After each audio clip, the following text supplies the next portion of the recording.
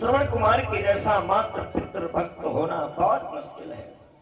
श्रवण कुमार के माता पिता जन्म से अंधे थे, शांतनु और ज्ञानवती। पता है ये जन्म से अंधे नहीं थे। कैसे अंधे हो गए? इनके भी कोई संतान नहीं थे। अपने गुरुदेव वशिष्ठ जी के पास में गए, गुरुदेव क्या मेरा जीवन यूं ही चला जाएगा? क्या मेरी कोई संतान कभी नहीं होगी? वशिष्ठ जी ने कहा, राजन संतान होगी तो फिर कब होगी? तुम्हारे संतान लिखित तो है, लेकिन राजन जब संतान होगी तो तुम्हें अपने नेत्रों की रोशनी को खोना पड़ेगा। आज दोनों कहते हैं, शांतनु और ज्ञानवती कहते हैं, महाराज मैं अपने पुत्र के लिए अपने नेत्रों की रोशनी को खोना मंजूर करते हो। कोई बात नहीं, लेकिन इन आंखों का एक सहारा तो आ जाएगा। जब श्रवण कुमार का जन्म हुआ तो इनके माता पिता के नेत्रों की रोशनी चली गई। धीरे धीरे जब श्रवण कुमार बड़े हुए, गुरुदेव वशिष्ठ जी के पास में विद्या अध्ययन के लिए जाते हैं। वशिष्ठ जी से एक दिन श्रवण कुमार ने कहा, गुरुदेव आपसे एक बात पूछना चाहता हूं। हाँ पूछो। क्या मेरी माता पिता जन्म से अंधे थे? नहीं। तो फिर ये अंधे कैसे हो गए? वशिष्ठ जी कहते हैं, श्रवण तुमको पाने के लिए तुम्हारे माता पिता ने अपने आंखों की रोशनी को खो दिया। जैसे तुम्हारा जन्म हुआ उसी दिन से तुम्हारे माता पिता के नेत्रों की रोशनी चली। श्रवण कुमार रोने लग गए, गुरुदेव धिक्कार है मेरे ऊपर, जब मैं जन्म लेते ही मैंने अपने माता पिता के नेत्रों की रोशनी को छीन लिया। धिक्कार है ऐसे बेटे के ऊपर, मुझे तो मर जाना चाहिए था उसी वक्त। अब मुझे कृपा करके बतलाओ किसी भी तरीके से कैसे मेरे माता पिता के नेत्रों की रोशनी कैसे आएगी? क्या आ भी सकती है या नहीं? वशिष्ठ जी कहते हैं, श्रवण तुम्हारे माता पिता कि नेत्रों की रोशनी आ सकती है। कैसे? जब अपने माता पिता को सभी तीर्थों में भ्रमण कराओगे और तीर्थों के जल को उनके नेत्रों में लगाओगे तो तुम्हारे माता पिता की रोशनी आ जाएगी। उसी समय श्रवण कुमार ने संकल्प कर लिया, गुरुदेव मैं संकल्प करता हूँ, जिस माता पिता ने मुझे जन्म देने के लिए, मुझे पाने के लिए, संसार को दिखाने के लिए अपने नेत्रों की रोशनी को खो दिया, तो मैं क्या अपने माता पिता के नेत्रों की रोशनी नहीं लौटा सकता? सुंदर सी कांवर को तैयार किया। कांवर को तैयार करके अपने माता पिता को बिठाया, कंधे पर कांवर रख करके तीर्थों का भ्रमण कराने लगे। धन्य है श्रवण कुमार, भ्रमण कराते कराते वहां पर पहुंच गए जहां पर महाभारत का युद्ध हुआ था।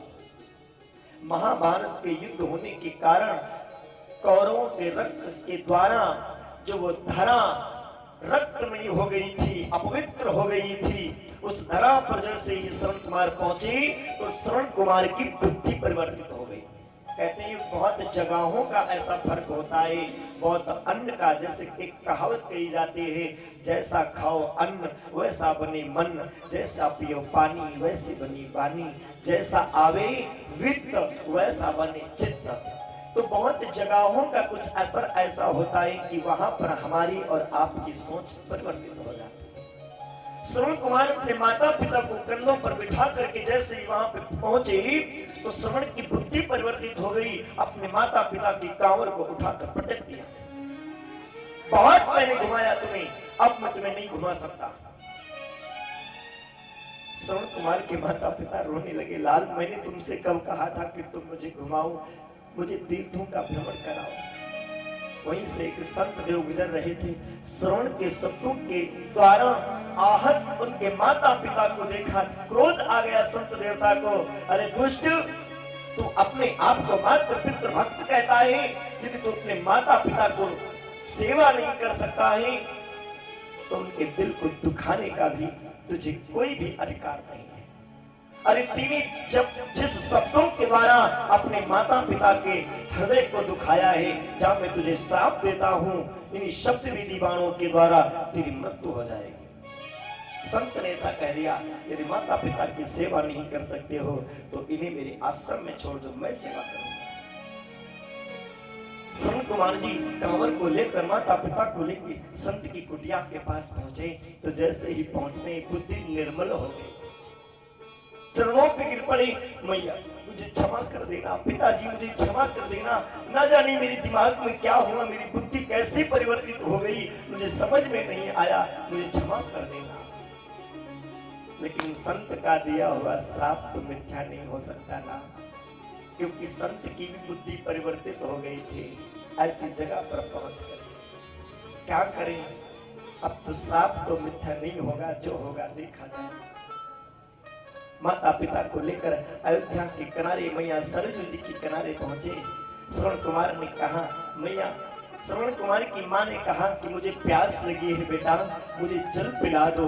श्रवण कुमार ने एक पेड़ के नीचे अपने माता पिता को बिठाया, यहीं बैठो मैं अभी जल लेकर के आता हूँ। और घड़े को लेकर के जैसे सरयू में गए और घड़े को डुबोया।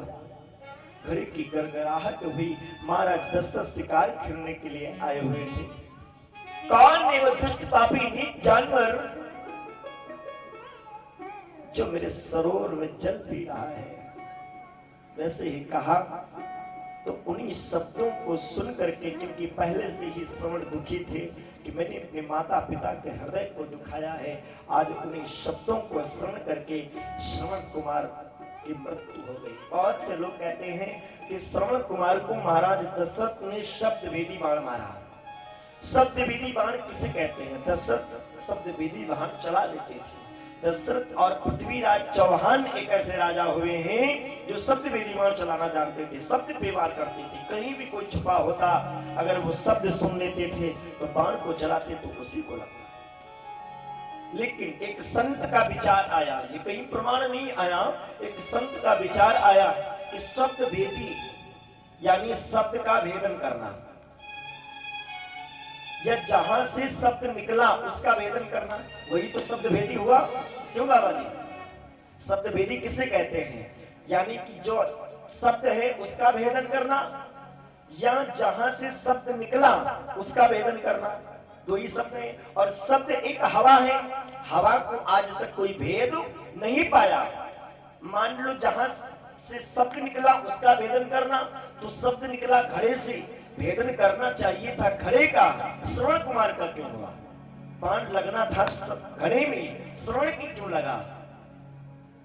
तो कुछ लोग कहने लगे पानी थोड़ा ज्यादा नीचे था, तो श्रवण कुमार झुक करके घड़ा भरने लगी, पानी भरने लगी, तो बाण आया तो उनके लग गया। तो झुकने पर हमारा सर आगे आता है, पीठ आगे आती है, और ये जो सीना होता है वो नीचे झुक जाता है।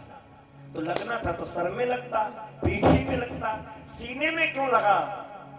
ये वही संत के द्वारा दिया हुआ श्राप है। कहते हैं कि आदमी मरता नहीं तलवार का मारा हुआ, आदमी मरता है जख्मी बात का मारा हुआ। और जब किसी को कोई शब्द लगते हैं तो वो न सर में लगते हैं न पीठ में लगते हैं, वो सीधा हृदय में चुभते हैं। किसी के शब्द जब चुभते हैं तो हृदय में चुभते हैं। वो संत के दिए हुए श्राप के कारण जब दशरथ जी ने ऐसे शब्दों का प्रयोग किया तो श्रवण कुमार को आहत हुआ कि मैं अपने माता पिता की इतनी सेवा करता हूँ, श्रवण कुमार जैसे संत को जब कोई पापी दुष्ट बीच जानवर बोल दे, उन शब्दों को सुन करके आज बहुत हर्ट हुआ। जैसे लोग बोलते नहीं कि उसको हार्ट अटैक पड़ गया, तो हार्ट अटैक कब पड़ता है? जब कोई व्यक्ति उस बात को सोच लेता है और वो उसके सीने में उतर जाती है। आज श्रवण कुमार कराहने लग गए, कौन है? महाराज दशरथ आए दौड़कर, अरे श्रवण तुम? श्रवण कहते हैं कि राजन अब जो होना था तो सो हो गया। एक मेरी प्रार्थना है, मेरे अंधे माता पिता प्यासे बैठे हैं, उन्हें जल पिला देना। इतना कह करके श्रवण ने अपने प्राणों को छोड़ दिया। महाराज दशरथ जब जल लेकर के आए तो अंधे माता पिता श्रवण कुमार के शांतनु और ज्ञानवती बैठे इंतजार कर रहे, कितना समय हो गया मेरा लाल नहीं आया है। दशरथ जी जैसे ही आए तो उनके पैरों के नीचे जो पत्ते पड़ते हैं उसकी आहट से श्रवण कुमार के माता पिता जान गए, मुझे लगता है मेरा बेटा आ गया। अरे श्रवण, तुझे इतना समय क्यों हो गया आने में? कहाँ रहा तू? मुझे कितनी तेज से प्यास लगी थी और तू इतनी देर में जल लेकर के आया। अरे बेटा बोल ना, तू बोलता क्यों नहीं है? कौन है तू? श्रवण ही हो ना, कौन हो? जवाब दो। महाराज दशरथ कहते हैं, महाराज दशरथ ने कहा, मैया मैं श्रवण नहीं हूं, मैं तो राजा दशरथ हूं। दशरथ तो मेरा बेटा कहाँ है? वो मेरे द्वारा मारा गया। जैसे ही सुना बिलखने लगे, आज अंधे माता पिता मेरे बेटे को मार करके तुम यहाँ पर आए हो राजन, मुझ दुखियारी के सहारे को तुमने छीन लिया, क्या करने के लिए यहाँ आए हो? दशरथ जी ने कहा कि मैं जल लेकर के आया हूं, तुम्हें जल पिलाने के लिए आया हूं। श्रवण के पिताजी बोल उठे, श्रवण की मां प्यास तुमको लगी थी, देखो तुम्हारे पुत्र को मारने वाला आज जल लेकर के आया है, तुम्हारी प्यास को बुझाने के लिए जल को पियो। तो श्रवण की मां ने कहा, स्वामी उसका दिया पियो क्या, उसका दिया पियो क्या, जो कुल दिया बुझाए, उसका दिया पियो क्या, जो कुल दिया बुझाए।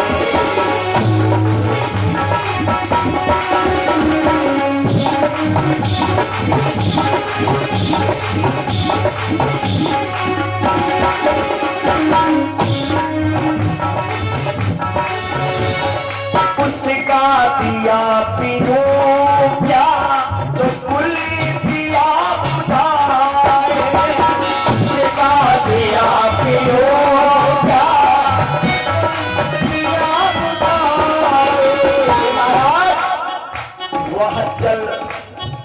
वह जल दिया पिए क्या, वह जल दिया पिए क्या, जो जल जिया जलाए, दिया पिए क्या।